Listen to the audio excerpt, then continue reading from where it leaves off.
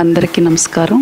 మనం ప్రతి శనివారం జరుపుకునే స్వామి భక్తుల ఇంటి సత్సంగం కార్యక్రమంలో భాగంగా ఈరోజు కొండ్రాజు నరసింహం గారి ఇంట్లో జరుపుకుంటున్నాం. మాగుంట లేఅవుట్లో ఉన్నారు వీరు. ఈయన గవర్నమెంట్ టీచరు. వీరు స్వగ్రామం కలువాయి. ప్రస్తుతం టీచర్గా కూడా గవర్నమెంట్ కలువాయిలోనే పనిచేస్తున్నారు. వీరి కుటుంబ సభ్యులందరూ స్వామివారిని చూస్తున్నారు. వారందరిలో పెద్దవారు వాళ్ళ చిన్నాన్న పద్మనాభయ్య గారు విచ్చేస్తున్నారు. వాళ్ళ సిస్టర్ సూరపరాజు లక్ష్మి, తల్లి మధురవాణి వీరందరూ స్వామిని చూశారు.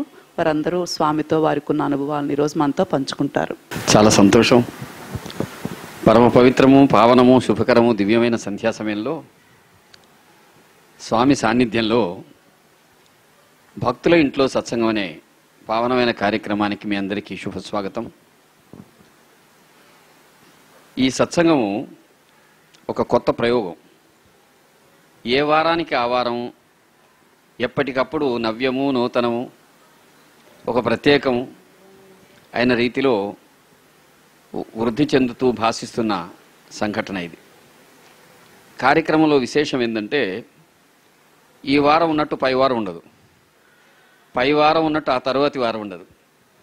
గత వారం కంటే ఈ వారం మరికొన్ని విశిష్టతలు సంతరించుకుంటూ ఉంటుంది. భక్తుల ఇంట్లో సత్సంగం కార్యక్రమం ఎప్పటికప్పుడు కొత్తగా ఉంటుందన్నమాట. అంటే ఆ పరిస్థితులు కొత్తవి, కానీ సనాతనమైనటువంటి ఋషి సంప్రదాయము, ఆధ్యాత్మికత, వెంకయ్య స్వామి మొదలైనటువంటి మహాత్ములు, సాయిబాబా గురించి తెలిసిన భక్తులందరూ తమ అనుభవాలను చెప్పుకుంటారు. ఇది కొత్త ప్రయోగం. ఎట్లా అంటే మనకు తెలిసినంత వరకు ఈ విధంగా మరే మహాత్ముడి విషయంలోనూ ఈ జరిగినట్టు మనకు వర్తమానం ఏమీ లేదు. దీనిలో ముఖ్యంగా ఎవరైతే ఈ కార్యక్రమంలో పాల్గొంటున్నామో అటువంటి మనమంతా గొప్ప సంతోషాన్ని పొందుతున్నాం.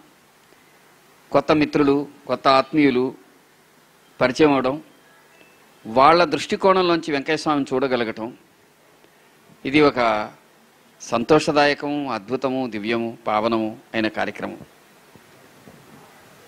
కాబట్టి ఇందులో ఇంతవరకు మనకు తెలిసిన విషయాలు కాకుండా తెలియని మరో కొత్త కోణం ఆవిష్కారం అవుతుంది. ఆకాశానికి సంధ్యకాలంలో సహజ వర్ణాల్లాగా, పుష్పానికి సహజ పరిమళంలాగా నిజమైన ఆధ్యాత్మికత ఎక్కడ శోభిస్తుందో అది సత్సంగం. ఆ స్థలం పావనం, ఆ స్థలం పవిత్రం. ఎక్కడైతే మహాత్ములు, భగవంతుడు, నిజంగా మహాత్ములే లేకపోతే భగవంతుడు ఉన్నాడంటానికి ఆధారం లేదు, అటువంటి మహనీయమూర్తుల గురించి స్మరించబడుతుందో, భాగవతుల గురించి స్మరించబడుతుందో అది నిజమైనటువంటి భాగవతము. అది పావనమైన స్థలం. అక్కడ తపస్సు మేల్కొంటుంది, సాధన మేల్కొంటుంది, శుభకరమైనటువంటి సాన్నిధ్యం ఉంటుంది, ఆధ్యాత్మికత అక్కడ పరిమళిస్తుంది. అటువంటి ఒక శుభ సందర్భం ఇది. ప్రతివారం ఒక కొత్త భక్తుడి ఇంట్లోకి వెళ్ళి వాళ్లకు ఆ స్వామితో ఉండే అనుభవాలను, ఆధ్యాత్మికతతో ఉండే సంబంధాన్ని, దాంతోపాటు మరికొంతమంది భక్తులతో కలిసి చేసుకునేటటువంటి వీణుల విందు, హృదయపు విందు, ఆధ్యాత్మికపు విందు మన ఈ భక్తుడి ఇంట్లో సత్సంగం కార్యక్రమం. ఇది నిజానికైతే ఇది నెల్లూరులో కొద్ది రోజులే ఉంటుంది, ఆ తర్వాత ఎక్కడో గ్రామాలకు వెళ్లాల్సి ఉంటుందేమో అని మేము భ్రమపడ్డాం. కానీ ఈ కార్యక్రమానికి రూపకల్పనకు కారణమైన స్వామి మాత్రం ఇంకా ఎంతోమందిని మనకు నెల్లూరు నగరంలోనే వాళ్లను సిద్ధపరిచి మన కోసం సమాయత్తపరుస్తూ వస్తున్నారు. ఆ విధంగా ఈరోజు ఈ ఇంటి యజమాని అయిన సోదరుడు తనకు ఆఫీసులో పని అయినా కాదనలేక ఆయన హెడ్ మాస్టర్గా పనిచేస్తారు. అది పూర్తి చేసుకుని వచ్చి ఈ కార్యక్రమంలో పాల్గొనడానికి రావడం అనేది ఈ కార్యక్రమం పట్ల వాళ్ళకుండే సహృదయతను తెలియజేస్తుంది. వారందరికీ మనం కృతజ్ఞతాపూర్వకంగా అభివందనాలు తెలియజేస్తున్నాం. స్వామి దయ సదా లభించాలని ఆశిస్తూ అభిలషిస్తూ ఉన్నాం. ఇక్కడ ఈ కార్యక్రమంలో మరో సంశయం ఏంటంటే ఈ వెంకయ్య స్వామి వారు మన పక్కనే ఉన్నారు. ఒక అద్భుతమైన సంజీవని, కామధేనువు, కల్పవృక్షము, చింతామణి గురించి ఎలా చెబుతారో వాటన్నిటికంటే ఒక సద్గురు శ్రేష్ఠుడు గొప్పవారని ధార్మిక ప్రవచనం. అటువంటి సత్పురుషుడు, సద్గురు శ్రేష్ఠుడైన స్వామి మన పక్కనే ఉన్నా ఆయన గురించి చెప్పుకోవాల్సింది మాత్రం ఇంకా ఇంకా ఎంతో మిగిలే ఉంది. అటువంటి సందర్భం ఇది. మనం ఇప్పుడు దాన్ని చెప్పుకుంటున్నాం. ఇక్కడ ఒక్క సంఘటనే ఉండవచ్చు, ఆ సంఘటన అద్భుతమైంది. వీరు మన పక్కనే ఉన్న ఈ పెద్దవారు, వీరికి ఆత్మీయమైన బంధువులు, వారు వెంకయ్య స్వామి దగ్గర ఉండి చూశారు. ఆయన కొన్ని చీట్లు అవి ఆయన చెప్తుంటే రాశారు. ఆనాటి ఆ సాహచర్యమే నా జీవితాన్ని ఎంతో ప్రభావితం చేస్తుందని సవినయంగా వారు చెప్తారు. వారు ఆయుర్వేదం వైద్యం మందులు తయారు చేస్తారు. అట్లాగే మనకు వెంకయ్య స్వామి గురించి ఒక్కొక్క సందర్భం తెలిసే కొద్దీ 3 విషయాలు చెప్పుకోదగినవి ఉన్నాయి. వెంకయ్య స్వామి జీవితం, ఆయన ప్రవచనాల్లో, ఆయన చిన్న చిన్న పదాలలో తెలుగుతనం శోభిస్తుంది. ఆయన చదువుకుంది చాలా స్వల్పమని మనం భ్రమపడతాం. నిజమే, ఆయన అక్షరాలు రాయడం నేర్చుకుని ఎక్కువ పలకడం నేర్చుకోలేదు. ఆ నేర్చుకున్నాడే కానీ అలా కలా వలా ఇలా కలిపి పలకడం కూడా చదువుకోలేదు. ఇటువంటి సామాన్యమైన అక్షర జ్ఞానం కంటే ఆయన ఋషి జ్ఞానం చాలా గొప్పది. ఆయన పదాల్లో మామూలు నెల్లూరు జిల్లా యాస భాషలో చెప్పిన భావాలు ప్రపంచమంతా నీరాజనం చెప్పదగినంత గొప్పవి. అందువల్ల ఇక్కడి వాళ్ళు సహజంగా వాళ్ళకుండే అనుభవాలు చెప్పినప్పుడు, అవి విన్నప్పుడు హృదయం ఎంతో పులకిస్తుంది, ఆధ్యాత్మికంగా స్పందిస్తుంది. ఇంకొక విషయం ఏంటంటే, మనమందరం ప్రార్థిస్తే అనుగ్రహిస్తారు భగవంతుడైనా మహాత్ములైనా అనుకుంటాం. ప్రార్థించకపోయినా అనుగ్రహించడం భగవంతుడికి వచ్చు, భగవంతుడికి తెలుసు అనేటువంటి విషయాన్ని మనకి ప్రబోధించిన సత్పురుషుడు మన స్వామి వెంకయ్య స్వామి. కాబట్టి వెంకయ్య స్వామి వారి గురించి మనం చెప్పుకోవటం అనేది మన ఎన్నో జన్మల ధన్యత వల్ల సంప్రాప్తించే అద్భుత వరప్రసాదం. ఆయన గారు ఆ ఎదుటొచ్చిన మనిషి ఎవరైనా కావచ్చు, అతడు మానవుడైతే చాలు, అతన్ని అనుగ్రహించడానికి ఆయన సంసిద్ధంగా ఉంటాడనమాట. అటువంటి దివ్య పురుషుడి గురించి చెప్పుకునే అవకాశం, ఆయన మన పక్కనే ఆయన సమాధి ఉండడం, ఈ జిల్లాలోనే అధికంగా ఆయన తమ జీవనయాత్ర ప్రస్థానాన్ని కొనసాగించి ఉంటాం, అది మన ప్రాంతపు ధన్యతగా భావిస్తూ, ఈనాటి భక్తులు స్వామితో సన్నిహితంగా ఉన్నవారు వారి అనుభవాలు మనతో పంచుకుంటారని, వాటిని మనం విని ఆధ్యాత్మికంగా పురోగమించాలని సంతోషంగా ఆహ్వానిస్తూ కార్యక్రమం కొనసాగిద్దాం. ఇప్పుడు వీరు కొండరాజు పద్మనాభయ్య గారు, వీరి సొంత ఊరు కలువాయి. సత్యనారాయణరావు గారు మీ నాన్నగారా? మీ తండ్రి గారు.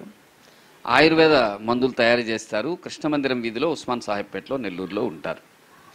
వారిప్పుడు స్వామితో తమకున్న సుపరిచయాన్ని మనతో పంచుకుంటారు. హరి ఓం. ఆస్తిక మహాశీలైనటువంటి మహాత్ములు, మహిళామ తల్లులు, సోదరులు అందరికి కూడా నా అభివాదాలను తెలియజేస్తూ, ఏదైనా మహాత్ములను గురించి చెప్పాలంటే మహాత్ముడే చెప్పాలని. కలవాయిలో స్వామి వెంకయ్య స్వామి గారు అక్కడికి వచ్చే చాలాసార్లు వచ్చారు. ఆయన అక్కడికి వచ్చేటప్పుడు నేను చాలా చిన్నవాడిని, యథార్థం చెప్పాలంటే 10 సంవత్సరాలు అంటే ఇప్పుడు సుమారు 66 సంవత్సరాల క్రితం జరిగినటువంటిది చరిత్ర ఇది. 65 సంవత్సరాలు. ఇక్కడ చాలా వాళ్ళు చాలా కొద్దిగా ఉంటారు ఆ వయసు. ఆయన గురించి నాకెంత తెలుసుంటే, అందరూ పోతున్నారు కాబట్టి నేను పోవాలా, అందరూ అక్కడికి పోతున్నారు కాబట్టి నేను ఆయన దగ్గరికి పోవాలి, పోతే బాగుండుని అని చదువుకునే వయస్సు, చదువుకునే రోజులు అవి. ఎంత 4వ క్లాసు ఏదో చదువుతూ ఉన్నాను. అప్పుడు 11 గంటలకు స్కూల్ వదిలేవాళ్ళు. వదిలిన తర్వాత పుస్తకాలు ఇంట్లో మా ఇంటి వీధిలోనే చింతరెడ్డి లక్ష్మమ్మ గారు అని ఒక ఆమె ఉండేవాడు. వాళ్ళింటికే తరచుగా వచ్చేవాడు ఆయన. ఇప్పుడు ఈ గురవయ్య స్వామి అని ఉన్నటువంటి, అప్పుడు వీళ్ళంతా చాలా వెంకయ్య స్వామి కూడా మధ్య వయసు కాబట్టి ఆయనతో పాటు కొంతమంది వచ్చేవాళ్ళు. వచ్చి అంటే అక్కడ కార్యక్రమం ఉండేది. యథార్థం చెప్పాలంటే భజన కార్యక్రమం అటువంటివి ఏమీ ఆయన ఏం లేదు. ఎవరైనా చేసుకుంటే చేసుకోండి, దాని సమస్య ఏమి లేదు. కానీ ఆయన మాత్రం ఆయన కూర్చున్న చోట కూర్చున్నట్టే ఉండేటువంటి వాడు. ఆయన చేసే కార్యక్రమాల ఆయన ఏది చేస్తాడో ఆ విధంగానే ఆయన మనసుకు నచ్చినవి ఆయన చేసుకుంటూ ఉండేవాడు.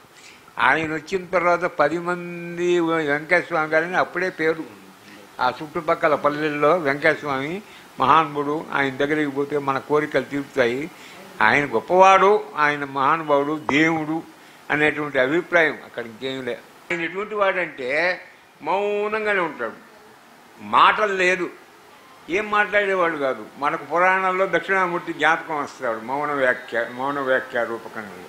ఈయన కూడా అంతే, ఏం మాట ఆయన దగ్గరికి పోతే వీడి ఎక్కడ లేని మనశ్శాంతి కలిగేది అవి వచ్చినటువంటి వాళ్ళ సమస్యలు తీరేటివి, వాళ్ళకు భక్తిపరంగా పోయినటువంటి వాళ్ళకు భక్తిభావం కలిగేది, జ్ఞానాన్ని తెలుసుకోవాలంటే పోయినటువంటి వాళ్ళకు జ్ఞానం కలిగేది. పోనీ ఆయన ఏమన్నా నాకు తెలుసు అనేటువంటి అభిప్రాయంలో ఏమన్నా ఉన్నాడంటే ఏమో నా దగ్గర ఏముందయ్యా మీరు తెలుసుకోవడానికి, ఏమి లేదయ్యా అనేవాడు ఆయన. 10 నుంచి 18 ఏళ్ల వరకు ఆయన పరిచయం ఉన్నారు. అప్పుడప్పుడు మళ్ళీ ఎక్కడైనా వేరే పుల్లూరు ఉంది, అక్కడ చదువుకునేది. అక్కడ చదువుకుంటున్న ఈయన సాయంకాలం ఇక్కడ వచ్చారంటే వాళ్ళ ఇంటికి పోయేది. ఆయన ఎవరితో ఎవరైనా వచ్చి వీళ్ళు నాకు సంబంధించిన వాళ్ళని కానీ వీళ్ళు పరాయి వాళ్ళు కానీ అనేటువంటి అభిప్రాయాలు ఏమి ఉండేటివి కాదు. అది ఎక్కడ వచ్చావని కూడా కదా, సరే సరే సరే ఈ సరే అనేది అందరికీ కామన్. ఆయనకు ఒక్క మాటే ఎక్కువ మాట్లాడేదిలే, ఎవరు పోయినా సరే అంతే అనేవాడు అంతే. మాటలు అసలు 99% లేదు. ఆయన చర్యలు మాత్రం, ఆయన చూపు, ఆయన నడక, ఆయన ఇది సాధారణంగా ఎవరికి అర్థం కాదు, అది ఆయనకే తెలియాలి. ఆయన తత్వం అనుభవంలోకి వచ్చిన మహానుభావులకు వాళ్ళకు అర్థం కావాలి. ఆ చూపు అర్థం కాదు, అది ముందు ఎత్తుకుంటాం. కానీ నా సాయి చూసినట్లే ఉంటుంది, నాతో మాట్లాడినట్లే ఉంటుంది. నా సాయి ఆయన చూశాడని మనం ఇప్పుడు మీరు నా సాయి చూస్తున్నారు, నేను మీ సాయి చూస్తున్నాను. ఇప్పుడు నాకు అవసరం కాబట్టి నా సాయి చూస్తున్నాను. ఆయనకు అట్లా కాదు. అది ఎవరు చూసినా కళ్ళు మారుతూ ఉంటాయి కానీ చూపు ఒకటిగానే ఉంటుంది. ఆయన అక్కడ కూర్చున్నప్పుడు ఎవరైనా వచ్చినప్పుడు వాళ్ళ కోరికలు తీరాలి కదమ్మా, వాళ్ళు ఏదేదో అడుగుతూ ఉంటారు. ఆయన చేసేది ఏంటంటే ఒక ఇంకు బుడ్డి, ఆ రోజుల్లో ఇంక్ అంటే బజార్లో కొన్నవి కాదు, ఆ సిరా పౌడర్ తీసుకొచ్చి కలిపి ఆ ఇంకు సీసాలో పోస్తారు. దానికి మళ్ళీ ఒక కొయ్య, పొడుగుడి కొయ్య. నేను దగ్గర ఉన్నాను, నాకు తెలిసింది, నేను చూశాను, దగ్గర ఉండేది. కలిపి అక్కడ పెడతారు ఆయన దగ్గర. ఆ పేపర్లు ఉంటాయి, ఈ వైట్ పేపర్స్ లేకుంటే న్యూస్ పేపర్స్ మీద కూడా అద్దేటటువంటి వాడు. ఇట్లా పూసుకొని ఇట్లా అద్దేటటువంటి వాడు ఆయన. వచ్చిన వాళ్ళకు అంటే నీకెట్లా పరిచయం అంటే నేను పోయి దగ్గరగా కూర్చునేవాడిని. ఏది నేను చెప్తేనే తంతే గార్ల బుట్లో పడ్డాడని ఒక శాస్త్రం ఒకటి ఉండే. అట్లా మనకు తెలియదు, దానికి కారణం ఏందో తెలియదు. అక్కడ అప్పుడు నిక్కర్ వేసుకుని ఉండేవాడిని కదా, నిక్కర్ చిన్న వయసు 10, 11, 12, 13, ఏం పెద్ద అనుభవాలు ఉండి దగ్గరికి పోతే ఇట్లా చూసేవాడు. మరి అది ఏ కారణం నాకు తెలియదు కానీ స్వామి రా అనేవాడు. రా వచ్చి కూర్చో, దగ్గర కూర్చో, ఇక్కడ కూర్చో అనేవాడు. కూర్చున్న తర్వాత ఈయన 7 ముద్దలు వేసిన తర్వాత 7 ముద్ద స్వామి వాళ్ళకి ఇచ్చేసి 7 ముద్దలు ఇచ్చేసి తలా ఒక కాగితం ఇచ్చేసి చెప్పాడు. దారాల ఉండ ఒకటి ఉండే, దారాల ఉండ ఆయన పక్కనే పెట్టేవాళ్ళు, కూర్చునగా నేను పెట్టేవాళ్ళు. అంతే, ఇంకేం అక్కడ. ఆయన ఏం కూడా బ్యాగ్ ఒకటి పెట్టుకొని బ్యాగులో పెట్టుకొని రావడాలు చేయడాలు ఆయన ఏమి లేదు. ఆయన వచ్చే ఇక్కడ అన్నీ అక్కడ వాళ్ళకి తెచ్చి ఇచ్చేవాళ్ళు, చేసేవాళ్ళు, పెట్టేవాళ్ళు. ఆ చాపో ఏదో ఒకటి ఈతాకుల చాపో ఏదో ఉన్నది అది వేసే దాన్ని కూర్చునేటువంటి వాళ్ళు. ఇది ఆ దారాలు స్వామి ఇచ్చేసి ఒక 4-5 ఇచ్చి తుంచి ఇచ్చేసేయమని, ఇది వచ్చిన వాళ్ళకి తలా ఒకటి ఇచ్చేయమని దారాలు కూడా ఇచ్చాను ఆయన దగ్గర. ఈ 7 ముద్దల కాగితాలు నేను పంచేది.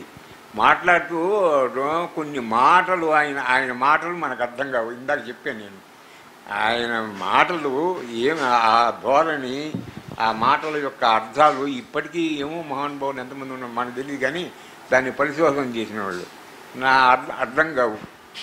స్వామి ఇట్లా కష్టపడుతున్నాను, ఏం లేదులే, నీకు 1 కోటి అద్భుతాలు స్వామి రాయి. నేను రాసిచ్చిన రోజు కొన్ని కాగితాల మీద ఆయన చెప్తూ ఉంటే నేను రాసిచ్చినటువంటి కాగితాలు కూడా ఉన్నాయి.